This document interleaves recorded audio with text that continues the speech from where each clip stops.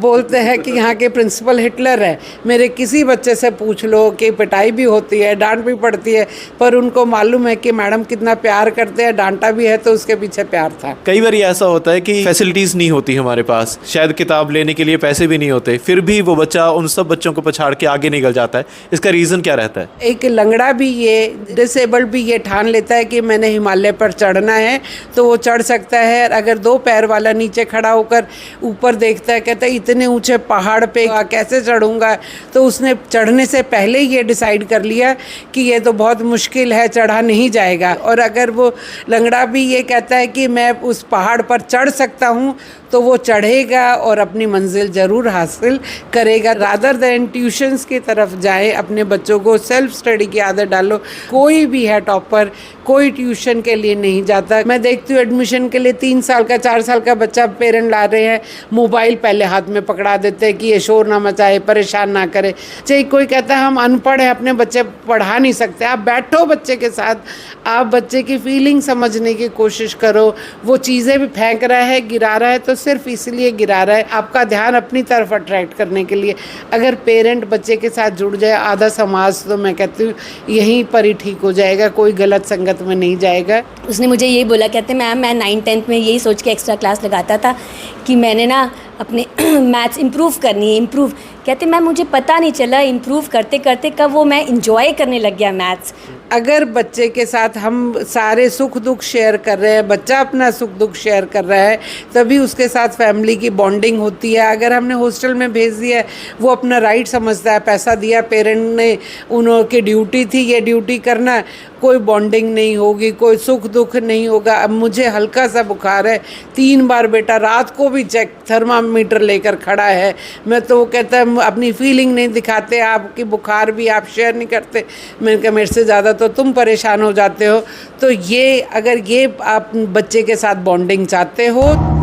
दोस्तों एक कहावत है, कहते कि कमियां बहुत हैं मुझ में लेकिन खूबियां भी बहुत हैं, देखने वाले अब तू देख कि तुझे क्या देखना है। ਸਾਡੇ ਅੰਦਰ ਕਮੀਆਂ ਵੀ ਬਹੁਤ ਹੁੰਦੀਆਂ ਨੇ, ਸਾਡੇ ਅੰਦਰ ਖੂਬੀਆਂ ਵੀ ਬਹੁਤ ਹੁੰਦੀਆਂ ਨੇ, ਲੇਕਿਨ ਉਹ ਅਲੱਗ ਗੱਲ ਹੈ ਕਿ ਤੁਸੀਂ ਕਮੀਆਂ ਨੂੰ ਲੈ ਕੇ ਚੱਲਦੇ ਹੋ ਜਾਂ ਖੂਬੀਆਂ ਨੂੰ ਲੈ ਕੇ ਚੱਲਦੇ ਹੋ। ਮੈਂ ਇਸ ਵਕਤ DAV ਸਕੂਲ ਡੇਰਾਬੱਸੀ ਦੇ ਵਿੱਚ ਮੌਜੂਦ ਹਾਂ, ਜਿਹਦੇ ਵਿੱਚ ਪ੍ਰਿਆੰਸ਼ੂ ਕੁਮਾਰ ਜੋ ਇੱਕ ਬੜੀ ਹੰਬਲ ਬੈਕਗਰਾਊਂਡ ਤੋਂ ਬਿਲੋਂਗ ਕਰਦਾ ਬੱਚਾ, ਜਿਹਦੇ ਮੰਮੀ ਨੇ ਜਿਹੜੇ ਉਹ ਸਿਕਿਉਰਿਟੀ ਗਾਰਡ ਦੀ ਜੋਬ ਕਰਦੇ ਨੇ, ਫਾਦਰ ਉਹਦੇ ਵਰਕਰ ਦਾ ਕੰਮ ਕਰਦੇ ਨੇ, ਇੱਕ ਕਿਰਾਏ ਦੇ ਮਕਾਨ ਦੇ ਵਿੱਚ ਰਹਿੰਦੇ ਨੇ, ਲੇਕਿਨ ਪੂਰੇ ਮੋਹਾਲੀ ਦੇ ਵਿੱਚ ICSE ਬੋਰਡ ਦੇ ਵਿੱਚ ਉਸਨੇ ਟੌਪ ਕਰਕੇ ਦਿਖਾ ਦਿੱਤਾ ਹੈ। ਮੇਰੇ ਨਾਲ ਇਸ ਵਕਤ DAV ਸਕੂਲ ਦੇ ਪ੍ਰਿੰਸੀਪਲ ਸਰੀਤਾ ਯਾਦਵ ਜੀ ਮੌਜੂਦ ਨੇ, ਜਿਨ੍ਹਾਂ ਨੇ ਆਪ ਮਿਹਨਤ ਕੀਤੀ ਹੈ, ਨਾ ਸਿਰਫ ਬੱਚੇ ਨੇ ਮਿਹਨਤ ਕੀਤੀ ਹੈ। तो मेरे माइंड ਦੇ ਵਿੱਚ आ रहा है ज़रूर एक क्वेश्चन पूछांगे। सब तो पहला स्वागत करते हैं मैम का। मैम सबसे पहले आपका स्वागत है जी, आपने अपना प्रीशियस टाइम दिया जी। मैम जो सबके दिमाग में ये क्वेश्चन ज़रूर आ रहा होगा, हमारे पास कई बारी फैसिलिटीज़ बहुत होती हैं, बहुत अमीर घर के बच्चे भी यहाँ पढ़ते होंगे, लेकिन कई बार ऐसा होता है कि फैसिलिटीज़ नहीं होती हमारे पास, शायद किताब लेने के लिए पैसे भी नहीं होते, फिर भी वो बच्चा उन सब बच्चों को पछाड़ के आगे निकल जाता है। इसका रीज़न क्या रहता है? बेसिकली बच्चे की मेहनत होती है। अगर बच्चा दिल से मेहनत करता है, उसने अपनी ठान रखी है, तो हर अड़चनों को, हर ऑब्स्टेकल्स को वो क्रॉस करके ऊंचाइयों पर पहुंच सकता है। मैं हमेशा स्टाफ को भी, बच्चों को ये एग्जांपल देती हूँ कि अगर एक लंगड़ा भी ये, डिसेबल्ड भी ये ठान लेता है कि मैंने हिमालय पर चढ़ना है, तो वो चढ़ सकता है। अगर 2 पैर वाला नीचे खड़ा होकर ऊपर देखता है, कहता है इतने ऊँचे पहाड़ पर मैं नहीं चढ़ पाऊंगा, कैसे चढ़ूंगा, तो उसने चढ़ने से पहले ही ये डिसाइड कर लिया कि ये तो बहुत मुश्किल है, चढ़ा नहीं जाएगा। पर अगर उस लंगड़े का भी या एक पैर भी जिसका है, वो अगर सहारा लेकर भी अगर उसने ठान लिया, तो वो वहाँ पर अपने मंजिल पर पहुँच जाएगा। तो अपने सब सर्कमस्टांसेस को असाइड रखकर अगर बच्चा मेहनत करके, तो वो रास्ते उसके लिए अपने आप बनते चले जाएंगे और वो अपने मुकाम पर।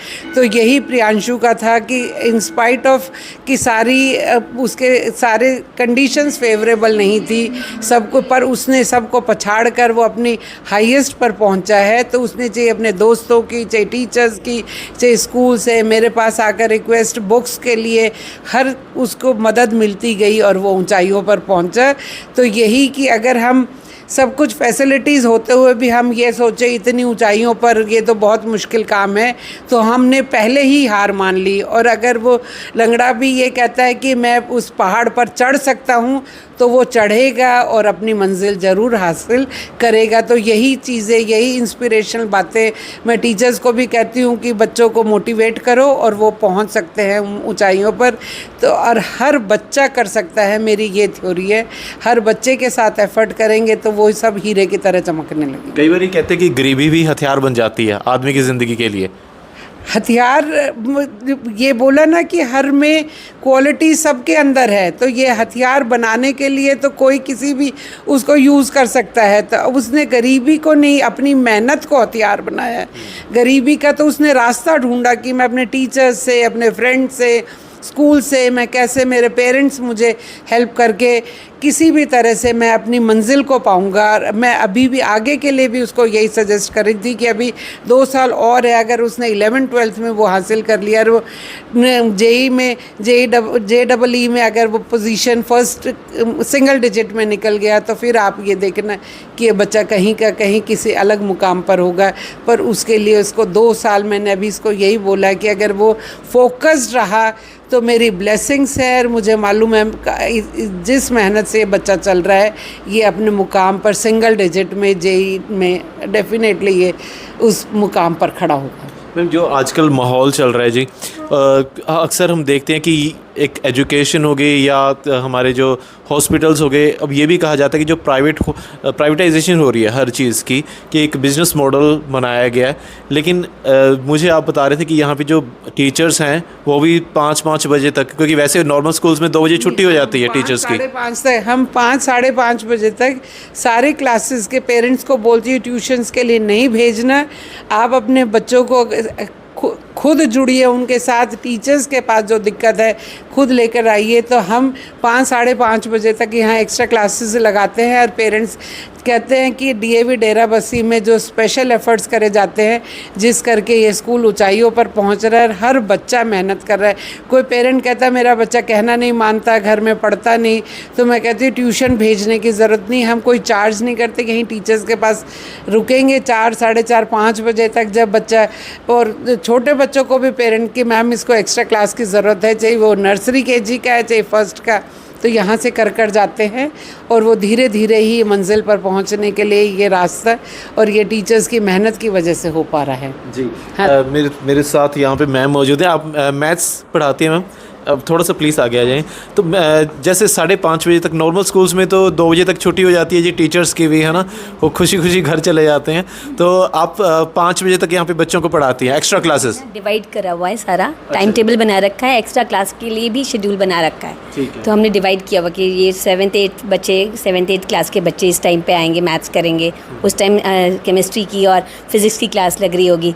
मतलब पूरा टाइम टेबल, पूरा मंडे टू सैटरडे हमने सारा डिसाइड कर रखा है, ताकि कोई भी सब्जेक्ट वो इग्नोर ना हो और एक टीचर भी प्रॉपर करवा सके।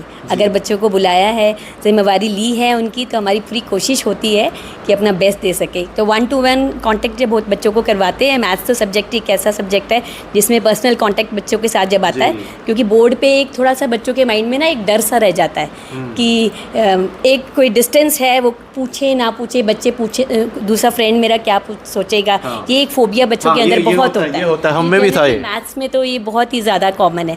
बट फिर जब हम बच्चे को टेबल के सामने बैठा के उसको साथ में उसके रजिस्टर पे करते हैं, एक कांटेक्ट होता है बच्चों को, एक तो फिजिबिलिटी उनको फील होती है कि मैम हमारे अपनी आम भाषा में जस्ट बात करती हैं, जब समझ रहे हैं वो क्लोजनेस आती है जो बच्चे, तो वो फीलिंग के साथ जब हम क्वेश्चंस करते हैं तो एक बार तो कांटेक्ट शुरू होता है। मैं कहती हूँ मैथ्स सिखाना बाद की बात है, पहले तो वो मुझसे जुड़ जाए।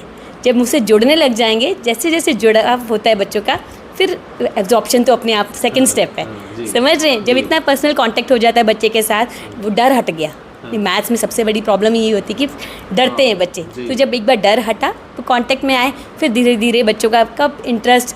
अभी भी मुझे उस दिन बच्चा आया हुआ था, उसने मुझे यही बोला, कहते मैम मैं 9th-10th में यही सोच के एक्स्ट्रा क्लास लगाता था कि मैंने ना अपने मैथ्स इम्प्रूव करनी है, इम्प्रूव। कहते मैम मुझे पता नहीं चला इम्प्रूव करते करते कब वो मैं इंजॉय करने लग गया मैथ्स। मैंने कहा this is the best thing, मैं जो सुनना चाहती थी कि अपने मन में हमारे लिए बेस्ट रिवॉर्ड यही है जब बच्चा ये बोलने लगे कि ये सब्जेक्ट करते करते मैं इंजॉयमेंट की फीलिंग आती है। That's all. तो सबसे बड़ी बात यही है जी। वैसे तो जो विद्या है, जो ज्ञान है, वो है ही ये चीज़ कि उसमें आनंद आने लग जाए आपको, है ना। जो बच्चे, अभी मैं आपके साथ भी देख रहा था, बच्चे छोटे छोटे बच्चे अपने टॉफ़ीज़ भी रखी हुई हैं अपने डेस्क में, तो पूरी इंटरेक्शन बना के रखते हैं आप। नहीं, बेसिकली क्या है, छोटे बच्चों को यही जुड़ाव होता है। वो खुद आते हैं ड्रॉर भी खोलकर, फिर ढूंढते हैं मैम से कौन सी टॉफ़ी लेनी है। इन्हीं से बुखार भी ठीक हो जाता है, पेट दर्द भी। कई तो खुश होते हुए वैसे आएंगे, फिर मुंह बनाएंगे, मैम मेरे पेट में दर्द हो रहा है, मेरे सिर में दर्द हो। मुझे पता होता है अंदर से हंस रहे हैं ये। फिर टॉफ़ी लेके स्माइल दे के जब वो खुश होकर जाते हैं तो फिर सारी बीमारियों का उनके पास यही है, टॉफ़ी, छोटी छोटी कैंडीज़, इनसे खुश हो जाते हैं। उससे मुझे लगता है शायद आपके चेहरे की स्माइल का भी ये राज है। उसके बाद वो सारी बातें भी बता जाएंगे। अच्छा। ये मैम मुझे बहुत प्यार करती है, ये वाले सारे मम्मी पापा की भी बता जाते हैं। तो इससे बहुत जुड़ाव होता है बच्चों के साथ।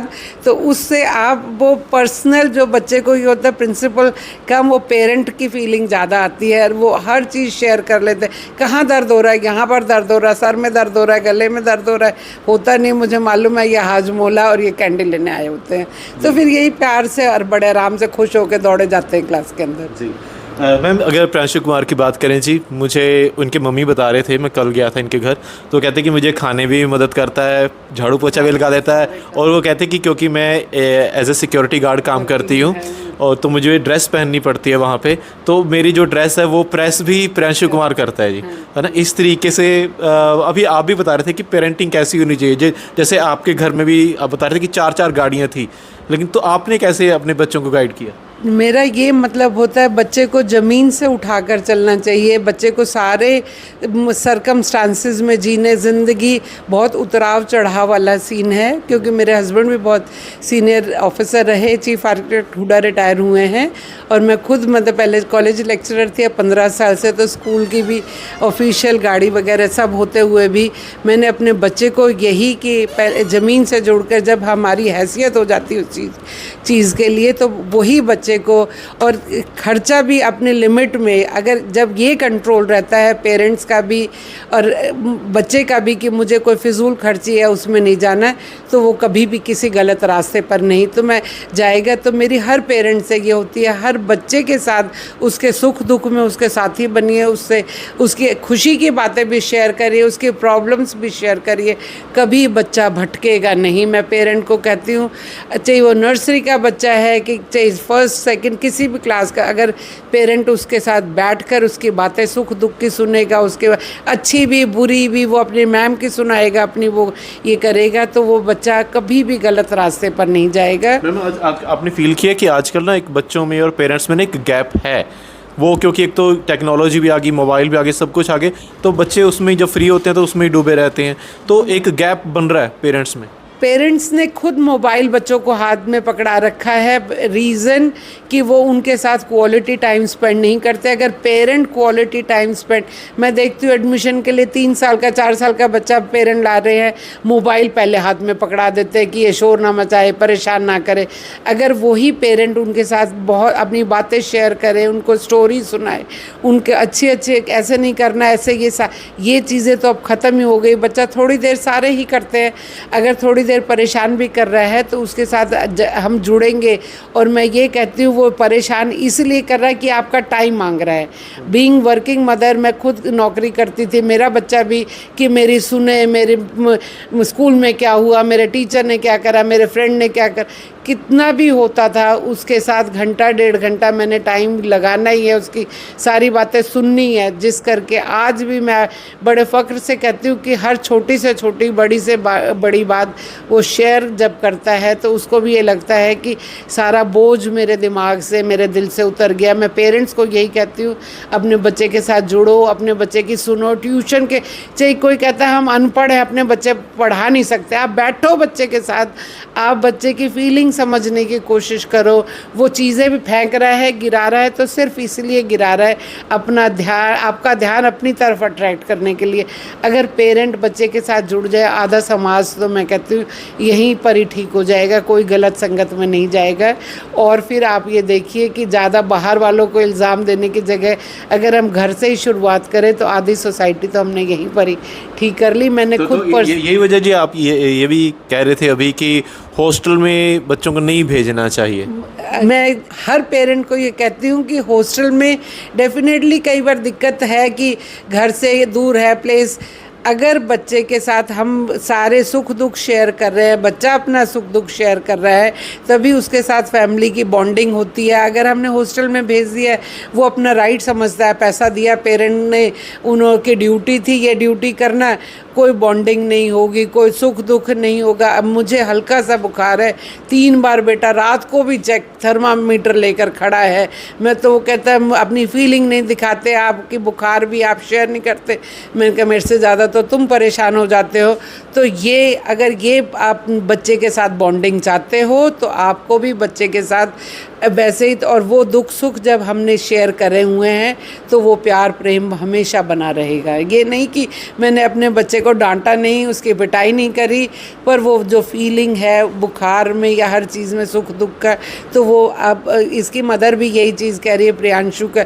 तो जब ये मदर का जुड़ाव होता है बच्चे बहुत तरक्की करते हैं। ये हर पेरेंट से रिक्वेस्ट करती हूँ, ट्यूशन की जगह खुद पर्सनली उनके साथ बैठो, उनकी सुनो, यही बच्चे बहुत आगे के आगे चले जाएंगे। जी, आखिरी सवाल है, आप मिस करते हो अभी टीचिंग का जो माध्यम है, जो तरीका है वो भी काफ़ी चेंज हो गया, रूल्स बन गए नए नए, अभी टीचर मार भी नहीं सकते। हमारी बारी तो काफ़ी पिटाई होती थी हमारी। ये देखो, मैं ये नहीं कहती, मुझे बहुत स्ट्रिक्ट प्रिंसिपल बोला जाता है, पूरा डेरा बसी कहता है मैं बोलूँगी तो फिर वो बोलते हैं कि यहाँ के प्रिंसिपल हिटलर है। ऐसा नहीं है, मैं क्लास में बच्चों को प्यार भी करती हूँ, डांट भी। अब मैंने इस साल ये बोला कि एक बच्चा निकला, अगले साल बहुत बच्चे निकलेंगे मेरे, बहुत। अब मैं सबको एक बहुत मोटिवेशन प्रियांशु से मिली है कि आगे भी और भी बच्चे निकलेंगे। तो ये नहीं अगर माँ बाप या टीचर बच्चे को डांटता है, कुछ कहता है, अगर चपत भी लगाता है, जब हम लोगों के टाइम में आपने भी खाई है मार, तो क्या फिर टीचर की इंटेंशंस कभी रॉन्ग नहीं रहती। वो तो कभी पेरेंट गलत उसमें एक तरीके से जाकर वो ये कह देते हैं कि टीचर ने दुश्मनी निकाली है। नहीं, कभी नहीं। मेरे किसी बच्चे से पूछ लो कि पिटाई भी होती है, डांट भी पड़ती है, पर उनको मालूम है कि मैडम कितना प्यार करते हैं, डांटा भी है तो उसके पीछे प्यार था। तो ये वाली चीज़ मैंने कभी अपने आप को ऐसे नहीं रोका कि मुझे डांटते हुए ये सोचना पड़ता है। 10th के बहुत बच्चों की पिटाई करती हूँ, पर रिज़ल्ट वाले दिन जब हर बच्चा 70 से ऊपर मिठाई का डब्बा लेकर मेरे ऑफिस में खड़ा होता है तो सब भूल जाते हैं कि हमारी मैडम ने मरम्मत भी करी थी, बहुत डांट भी पड़ी है, मैडम क्लास में भी आकर बोलते रहते थे। और मैडम ने आज सब बच्चे मेरे ऑफिस में मिठाई का डब्बा लेकर जब खड़े होते हैं तो मैं कहती हूँ इस दिन के लिए, इस डांट भी खाई थी, पिटाई भी करवाई थी, आज सब कितने खुश हैं। अब ये सब मिठाई अपने अड़ोस पड़ोस में सबको बताना कि हमारा DAV का कितना अच्छा रिज़ल्ट रहा। उस दिन के लिए मैं हर चीज़ करने के लिए तैयार हूँ, डांट कर भी, प्यार से भी, कभी पिटाई भी कर दी। और वो मेरे बच्चे सारे बहुत सालों से 15 इयर्स में कभी कोई बच्चा फेल नहीं हुआ। 10th का हमेशा बहुत अच्छा, और हम ऊंचाइयां चढ़ते गए, आज 99.2 पर पहुंचे हैं। कल मुझे है कि हम इससे भी ऊपर, मैंने इनसे कहा था इस बार हम बोर्ड टॉपर निकालेंगे और इन्होंने मेरी बात सच कर दी है। जी, आखिरी सवाल है, कोई एडवाइस आप दोनों से ही, कोई एडवाइस पेरेंट्स को देना चाहो आप, या बच्चों को या टीचर्स को, आजकल के कोई आपके माइंड में जो शायद क्वेश्चन मैंने ना पूछा हो? मेरी एडवाइस यही मैंने आपको बोला कि रादर दैन ट्यूशन्स की तरफ जाएं, अपने बच्चों को सेल्फ स्टडी की आदत डालो। जो 95 ऊपर 98%, जो भी 99%, ये बच्चा भी, मैं कोई भी है टॉपर, कोई ट्यूशन के लिए नहीं जाता। कोई कहता है कि हम पढ़े लिखे नहीं हैं, अगर बच्चे क्लास में फोकस रखकर पूरा टीचर का ध्यान से सुनते हैं, नहीं समझ आया अगले दिन, जैसे अभी गौरी मैडम ने बताया कि 1-to-1 कांटेक्ट, टीचर के पास जाकर बच्चा पूछता है तो वो हमेशा ही ज़्यादा क्लैरिटी के ट्यूशन्स पे तो आजकल प्रोफेशनल उसमें चलने लग रहा है। टीचर से पर्सनली अपने पेरेंट्स के साथ बैठकर बच्चा समझने की कोशिश करेगा तो बच्चा कभी भी कहीं पर भी मार नहीं खाएगा। मेरी पर्सनल हर पेरेंट्स से रिक्वेस्ट है, अपने बच्चे के साथ ट्यूशन्स को अवॉइड कर कर पर्सनल 1-to-1 टच रखें, वही बच्चे बहुत तरक्की करेंगे। पढ़ाई छोड़ो, ज़िंदगी की वैल्यू सिखाने में भी बहुत तरक्की करेंगे। जी मैम, आपसे कोई एडवाइस देना चाहूँ किसी को? बिल्कुल, यही एडवाइस तो यही रहेगी कि रेगुलरिटी बहुत ज़रूरी है। जो होमवर्क दिया जा रहा है बच्चा को, वो बच्चा डेली का डेली करे और पेरेंट्स इस चीज़ का देखे कि जो क्लास में किया है उसका काम कंप्लीट है। ये इतनी बेसिक से है तो बहुत ही बेसिक पॉइंट है, but it is really very important कि रेगुलरिटी रहे बच्चे की और होमवर्क साथ ही साथ कंप्लीट हो जाए उसका। ਜੀ ਸੋ ਅਸੀਂ ਗੱਲਬਾਤ ਕਰ ਰਹੇ ਸੀ ਡੀਏਵੀ ਸਕੂਲ ਦੇ ਪ੍ਰਿੰਸੀਪਲ ਦੇ ਨਾਲ ਤੇ ਮੈਨੂੰ ਬੜੀ ਖੁਸ਼ੀ ਹੋਈ। ਪ੍ਰਿੰਸ਼ ਕੁਮਾਰ ਸਾਡੇ ਨਾਲ इस वक्त मौजूद ने ਤੇ आज बहुत सारे इंस्टीट्यूट भी आए थे, बहुत सारे इंस्टीट्यूट यहाँ पे आए हुए थे, आपको मॉनिटरी हेल्प भी दे रहे हैं और ये भी बात कह रहे हैं कि आपको जो आगे की पढ़ाई है वो बिल्कुल फ्री की जाएगी आपकी। और बिल्कुल आपके जो प्रिंसिपल मैम थे वो बिल्कुल इंडल्ज हुए हुए थे कि आपको कौन से इंस्टीट्यूट में आगे भेजना है। जैसे आपके शायद इतना आपके पेरेंट्स भी चिंता नहीं कर रहे थे जितना वो लगे हुए थे। कैसा महसूस हुआ आपको, इतने साल आप इस स्कूल में पढ़े हो और इस रैंक पे इस मुकाम पे पहुँचे हो, तो इतने सालों का एक्सपीरियंस टीचर्स के साथ कैसा रहा? जैसे टीचर्स बता रहे हैं कि थोड़ी मार भी पड़ती थी, प्यार भी होता था, कैसा रहा अगर मैं थोड़े शब्दों में आपको कहूँ? सर सबसे पहले तो मैं यहाँ 2016 में एडमिशन हुआ था यहाँ पे मेरा, जब मैं सेकंड क्लास में था। From that very day only जो यहाँ पे एक्सपीरियंस था टीचर्स के साथ, फ्रेंड्स के साथ, प्रिंसिपल मैम के साथ भी हमारे, तो वो बहुत ही अच्छा एक्सपीरियंस प्रोवाइड किया इन्होंने मुझे हमेशा। मैं स्टार्टिंग से ही कहूँगा कि टॉपर रहा था इस स्कूल में और इन्होंने उस चीज़ को पहचाना, उस चीज़ को तराशा भी। जैसे अभी रिसेंट ईयर्स में स्पेशली हमारी प्रिंसिपल मैम ने, हमारी टीचर्स ने मुझे फाइनेंशियल हेल्प अभी से ही प्रोवाइड करी थी। कोई भी बुक्स, कोई कहीं भी लाइब्रेरी से कुछ भी चाहिए हो, मुझे फ्री ऑफ कॉस्ट मिला था। इतना सपोर्ट था इस स्कूल से मुझे कि मैं बस इसको किसी भी तरीके से थैंकफुल नहीं हो सकता मैं इसके लिए। मैं तो बस इतना ही कहूँगा कि मैंने अपनी जितनी मेहनत करी है वो इस स्कूल को एक तरीके से थैंकफुल होने के लिए किया है कि इन्होंने जितनी मेरे ऊपर मेहनत करी है मैंने बस एक उसका छोटा सा फल इस स्कूल को दिया है। एंड आगे भी और भी मैं मेहनत करता रहूँगा। ठीक है, हमारी तरफ से बहुत बहुत शुभकामनाएं, कंग्रेचुलेशन। और मैम का भी धन्यवाद है, मैम ने अपना प्रीशियस टाइਮ दिया ਤੇ ਸਾਡੀ ਕਵਰੇਜ ਇਸੇ ਤਰੀਕੇ ਨਾਲ ਜਾਰੀ ਰਹੇਗੀ। ਅਸੀਂ ਉਮੀਦ ਕਰਦੇ ਹਾਂ ਇਸ ਤਰੀਕੇ ਦੇ ਨਾਲ ਇਸ ਸਕੂਲ ਦੇ ਹੋਰ ਵੀ ਬੱਚੇ ਅੱਗੇ ਆਉਣ ਤੇ ਮੈਮ ਦਾ ਵੀ ਤੇ ਪੂਰੇ ਇਲਾਕੇ ਦਾ ਵੀ ਇਸੇ ਤਰੀਕੇ ਦੇ ਨਾਲ ਹੌਸਲਾ ਵੀ ਵਧਾਉਣ, ਮਾਣ ਵੀ ਵਧਾਉਣ ਤੇ ਸਾਰਿਆਂ ਨੂੰ ਮੇਰੇ ਵੱਲੋਂ ਤੇ ਸਾਡੇ ਚੈਨਲ ਵੱਲੋਂ ਮੁਬਾਰਕਬਾਦ। ਧੰਨਵਾਦ।